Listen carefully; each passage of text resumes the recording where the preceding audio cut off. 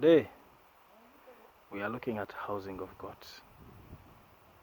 As you can see, we are in our initial stages of arranging the poles and the timber and the nailing, so we are at the level of flooring. Let us look at it in detail. Amongst the 5 husbandry practices that are a major and a key in livestock farming, that include feeding, housing, health, breeding, and records management. Today we want to throw some light on the housing of goats. As we are extremely aware of how beneficial goats are, if you want to attain maximum output, you need to create for them a very good environment for living.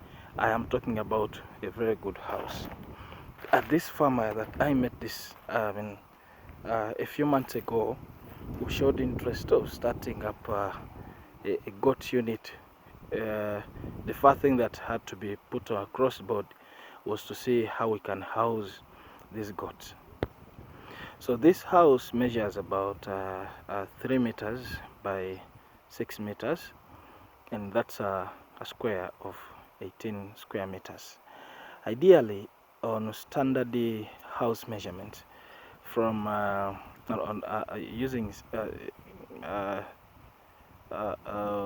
information of standard breeders, a goat is supposed to take up 2 square meters or a minimum of 1.5 square meter per each goat.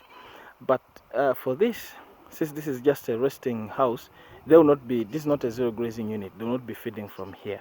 So we can accept it to be 1 square meter. We can accept for it to be 1 square meter per goat. So ideally this house is supposed to accommodate about 18 goats. But this is information that is regarded on research animals, or rather animals that goats that have got huge weight, like where this information was brought up from the research institutions. This we have animals of 50 kilos, 80 kilos, 100 kilos. They base on that to suggest the housing space. But for our goats that have got low weight, that we are just intend to breed and improve, you'll find somebody, you can close your one eye and say, I can put here maybe like 20 goats or 25 goats, depending on the weight. If they are very medium weight or small, you can even maybe I'm not saying you should, but depending on how heavy they are, maybe even 25, they can be accommodated here.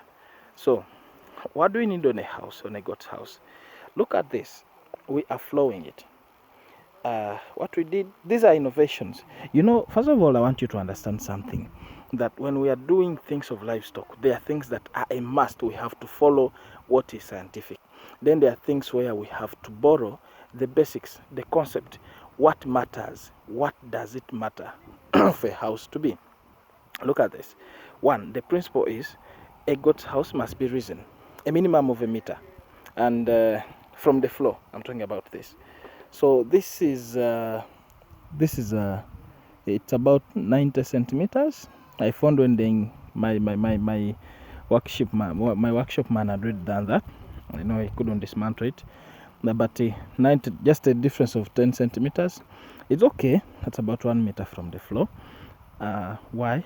Because you know, goats require a lot of sanitary practices. They should live in really very clean environment, and we don't want goats to mix with their dung. What I'm talking about is they should not be full in contact with their dung and urine. This urine here, if you have some goats in your house, in your small house, for example, most local farmers put up their goats in the kitchens. If you lock your goats in the kitchens, you'll find in the morning, if you let remove them out, they will urinate there, and if you further delay, you'll find the house when it is seriously stinking. You'll find a stinking house. It is stinking of urine of goats. That is basically urea. And you know what urea does in goats? That urea causes respiratory difficulties. you'll find goats coughing, you'll find goats sneezing, you'll find goats with nasal discharges, and those are respiratory difficulties. And if you're having improved goats, that's what they call pneumonia. It really has no mercy on these improved goats. It will really smash them. So one goes to sleep up so that when they urinate, the urine drops down on the ground and the floor will remain clean. So look at this. That's the principle number one. We lift our floor to 1 meter and then we put the slab. Now in the slab, what are we looking for? Design it in any way you want, but what I want is leave an inch. This is what I'm talking about. Make sure that between the poles or the timber, you're leaving 1 inch where we can have droppings of the goats. Just fix your finger, and if it can pass through, just know that the droppings will be able to pass through, and the legs of the goats will not pass through. Otherwise, if you leave a lot of space, like here, this is about 2 inches, a hoof will go through. Okay, if you make it again so close, the droppings will not go through, and they will still they will darten the flow of the goats. The problems I talked about will arise. But if you leave this about 1 inch, the droppings will be able to go through, and you can collect them from down. So what we're going to do down there is to dig a hole. So somebody on maybe a 3 days interval can just get under here,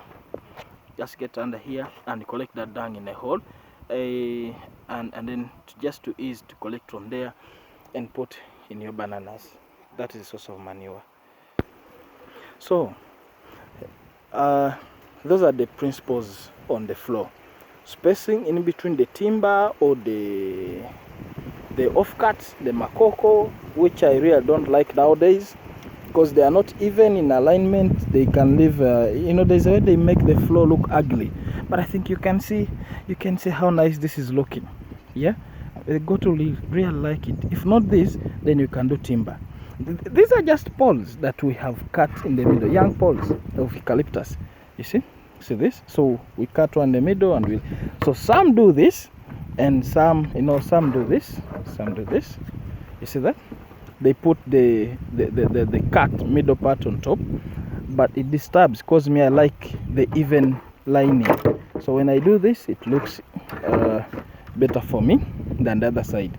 So if I had timber shutters, I could do this and this, because for them they're even 12 by 1, 12 by 1.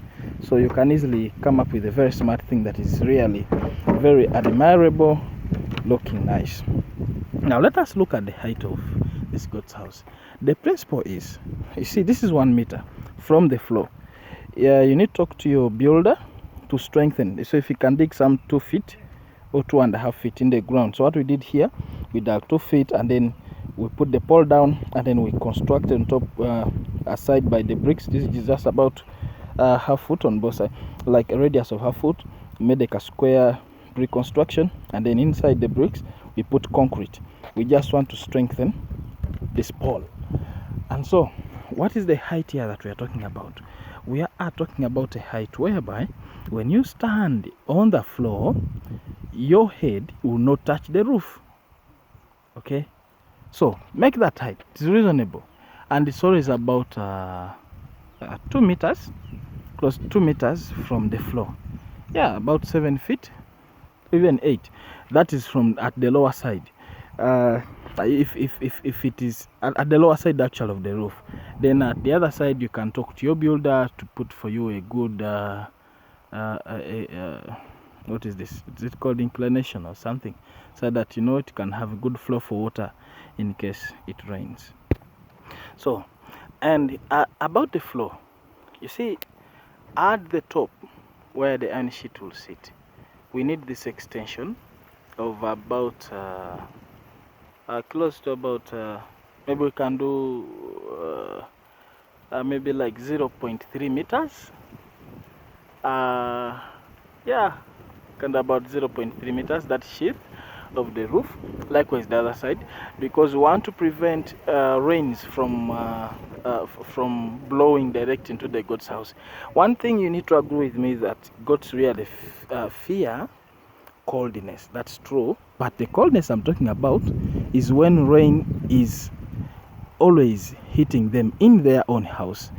they will easily develop pneumonia. So to avoid that, we need to do like how keen we are with poultry. Chickens don't like water either, so we need to prevent the goats too also from that. So from that, one thing we need to be keen again about is the wall of the house. The 1 meter down here, we don't need the wall, but from the floor we need to protect our goats from the injuries. And also remember, nowadays man is a predator, so security. So we put the wall, and for this case I would advise my farmers to use the readily available materials. I'm talking about the offcuts, the makoko. So we are going to use this. People have their money, always just put here what timber, or some have constructed the walls using bricks and cement.